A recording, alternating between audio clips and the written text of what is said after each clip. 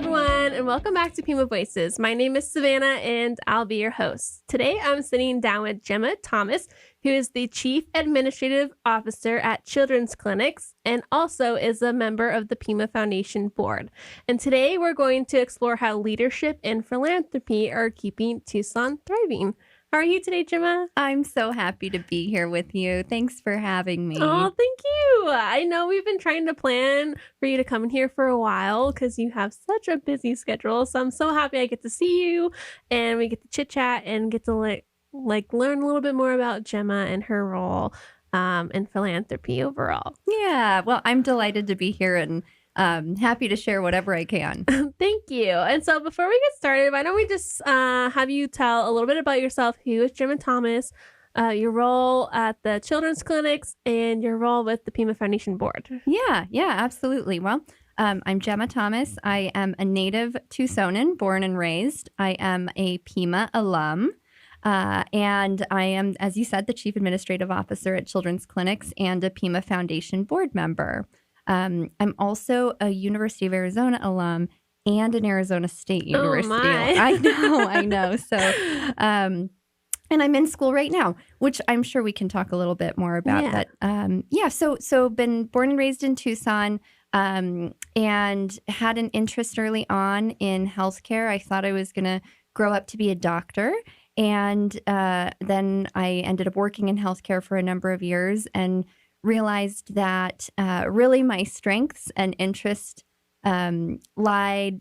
They were more aligned with the administrative side of healthcare. I'll just say that. And really what happened was I realized, I wanted to be in healthcare because I wanted to be in a profession where I could help people.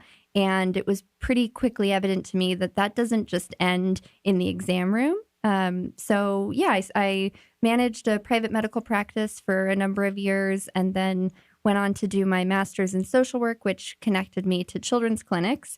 And I've been there 11 years almost. Ooh, congratulations. Thanks. Yeah. Some days feel like it's been a lot less time than that, and others feel a little bit longer. I've been there 11 years. In my role, I oversee human resources, professional staff services, fundraising, marketing, communications, volunteers, and then one of our very special programs, our childhood experiences program. So, yeah. Oh my goodness, you have your hands full over there. Yeah. Well, I get to do a lot of really fun things and a good variety of things. Yeah, no, that sounds great. And so, how do you think your background in healthcare administration shaped the way you approach leadership and fundraising today?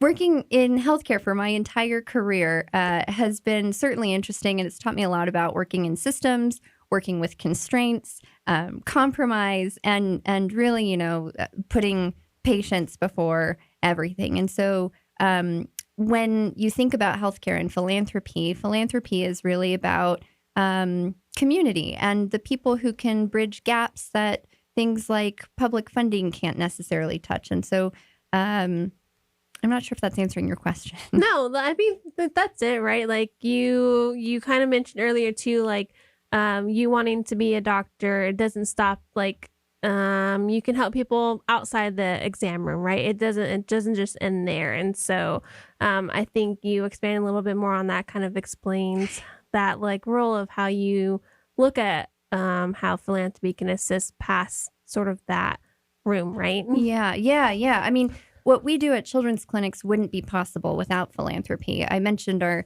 childhood experiences program. That is 100% supported by philanthropy. Without community support and generous donors, we wouldn't be able to do a lot of the things that we do, in addition to the work that happens within our four walls. And so I'm sure it's similar with, community colleges and higher education. There's only so much that, the typical funding covers, and it's really critical for philanthropists to come in and bridge gaps. Yeah, and we see that a lot with certain scholarships or program support. They can't get a grant, but there's someone who's willing to donate X amount of money to support a specific program or provide a different scholarship that's going to assist students in an area that maybe there isn't scholarships provided for very often. So yeah, I think that's the biggest thing with philanthropy is it's more than just what public as a whole can kind of do to expand resources, I guess you could say. Yeah, that's exactly right. And so I know you have like a little list of awards that you've won, and I'm just gonna like put you a little bit on the spot here, but in Lovely. a good way.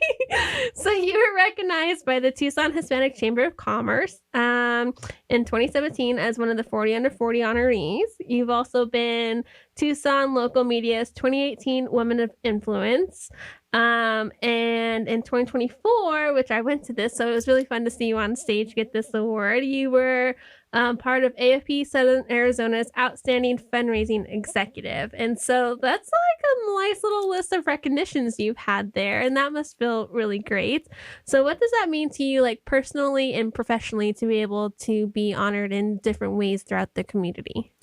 Well, it's certainly very, very humbling. I mean, those are awards that I think I received not just because of my work, but because of the team that I work with and the people that have contributed to a lot of different parts of my career. I am where I am because of mentors and other leaders who have seen something in me and invested in me and taught me and coached me. And so I, in many ways, think that those awards are not just mine, but the people that are part of my tribe. It's incredibly honoring to be recognized for the work that I get to do every day, but I share those recognitions with a lot of other people. Yeah, it takes like a village to do sometimes the work that we do. And yeah, like I said, there's a lot of times where you feel like there's certain people and mentors and team members you work with that really progress and propel the work we do as individuals and also as a team. And it's a wonderful way to be like, hey, look at all the work we've done. Like it might be your name and like the recognition that you've done, because you've done a lot of work yourself, and you have to recognize like you as an individual do amazing work. Thank you. But yeah, it does take a village sometimes to get to the places that you need to go. And so yeah, it's like a little beautiful moment, right, of recognition. Totally. Well, and philanthropy is so much. I mean, that is such a team effort. There's not just one person involved in connecting donors to the causes that they care about, right? There's so many people involved in that process. And so, especially in the fundraising space, I feel like that recognition is so deserved for so many. Mm-hmm. No, I agree. I can totally see that. And so, you serve on the foundation board, and you said you've been a Pima alum.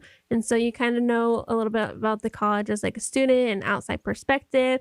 And so was that part of your inspiration as to why you wanted to say yes to serve on the board with the foundation?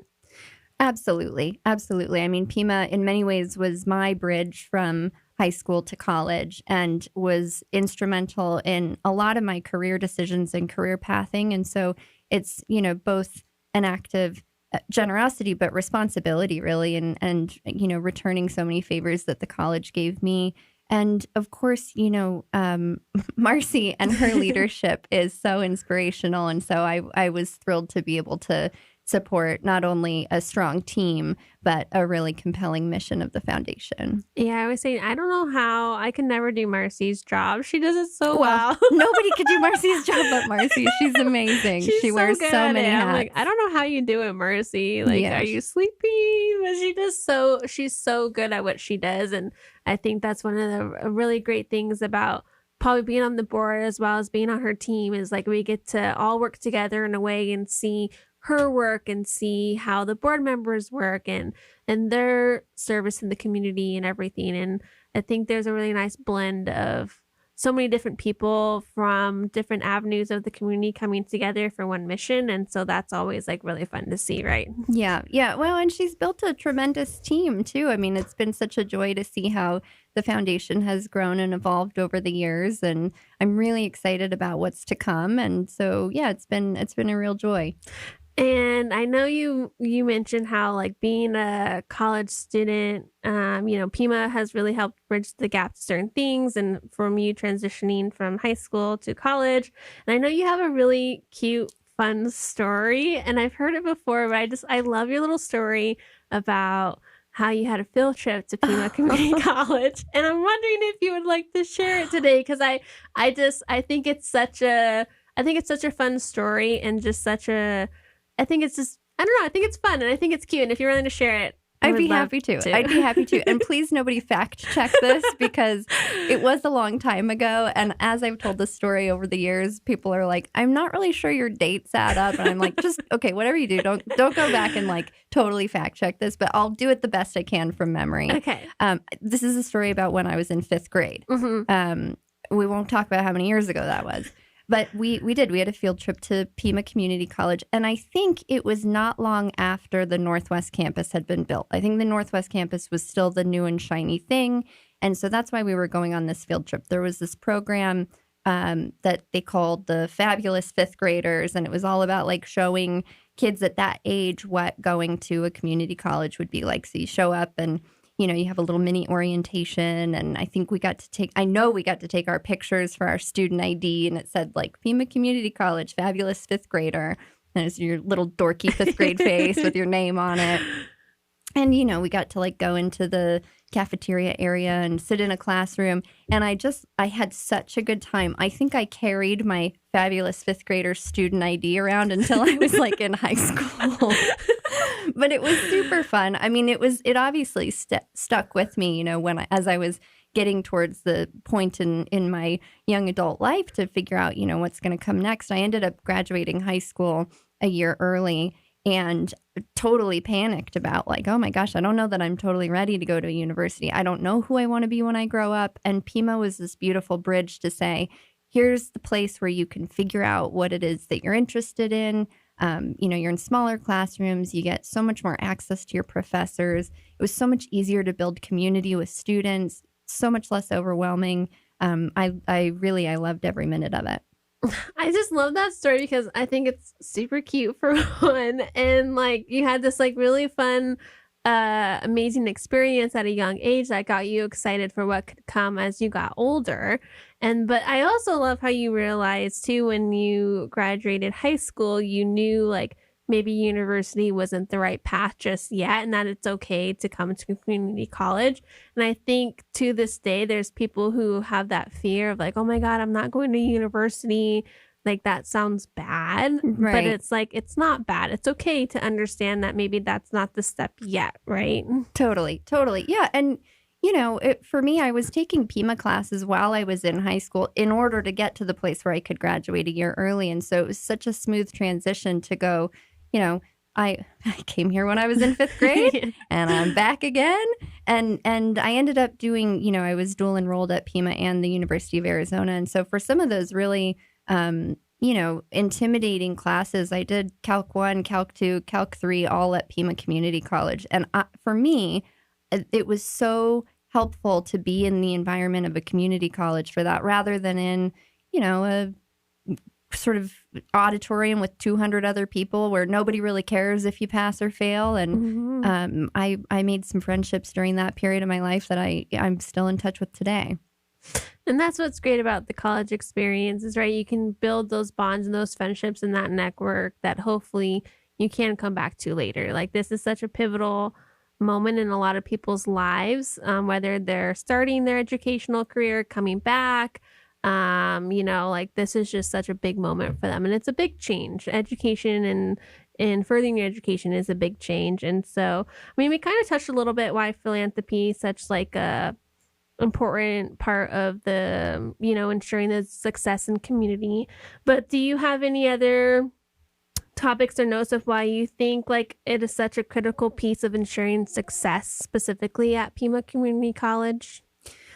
Well, what comes to mind is, my story is that Pima was a bridge between high school and university, but there are so many other ways that the community college really fills a number of different needs for people in their educational pursuits. It's not just the 17-year-old who's knows they're going to go to university, especially in this day and age. I mean, now with the colleges, many different centers of excellence. There's, my partner's son is in the automotive program, and that's not necessarily a bridge to anything beyond that. I mean, there's so much opportunity in terms of upskilling and I'm not going to use the right buzzwords, but you know what I'm trying to say, right? Exactly. Yeah. And I think like as the college has grown, right, and you probably have seen the progress of what is accessible as opportunity at Pima. It has completely changed in such a great way. And I talk about this with a lot of people is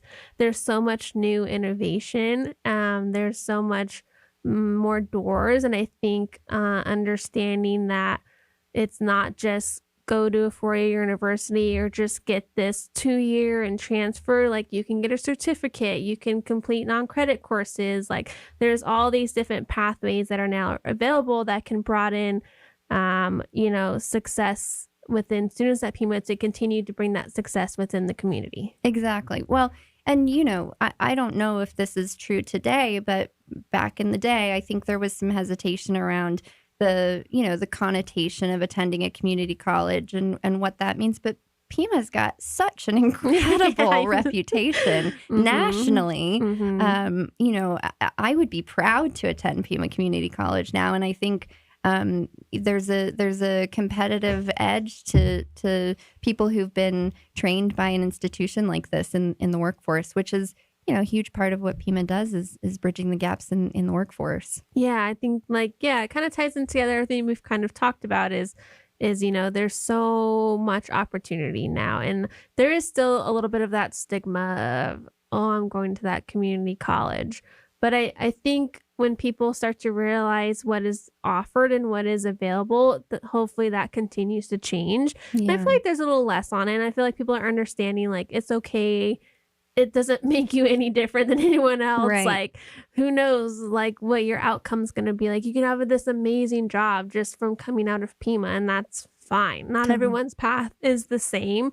We all take a different path, and that's fine. And I think kind of the day and age of social media has kind of made that a little bit more difficult. We're comparing ourselves to a lot of people's journeys, not realizing, well, maybe their journey isn't the right one for me and I need to do something different. And that's fine. And we're just scared of what people are going to think of us a lot of times. But we have to realize it's our life and our journey and our choice. Totally. And the needs of the workforce are changing too, right? I mean, we 20 years ago, it made sense that a 4-year degree was going to lead to a certain career outcome. And now I think that's less true than it once was. There's so many different diverse paths to success and so many different definitions of what success looks like. Yes. Yeah, agreed. And, before we kind of start running out of time here, being on the board for the foundation, what do you think excites you the most about the possibility of what's to come from the college and Pima Foundation in general? I have so much hope and optimism for the future. I really do. I think under Marcy's leadership, with the new chancellor here, I guess he's not that new now. I know, I keep wanting to say that too. I'm like, he's been here a while. Yeah, no, he's solid. But between Marcy and the chancellor, I mean, I think the opportunities are endless. I think the future is really bright. I think Pima is an essential part of the fabric of the Tucson and Southern Arizona community. And I mean, with that said, you asked about philanthropy. Much like children's clinics, I don't think Pima can do it without tremendous support from their community and their donors and supporters. And so, with under strong leadership and with the support of the community, I really think the future is, the future is really bright.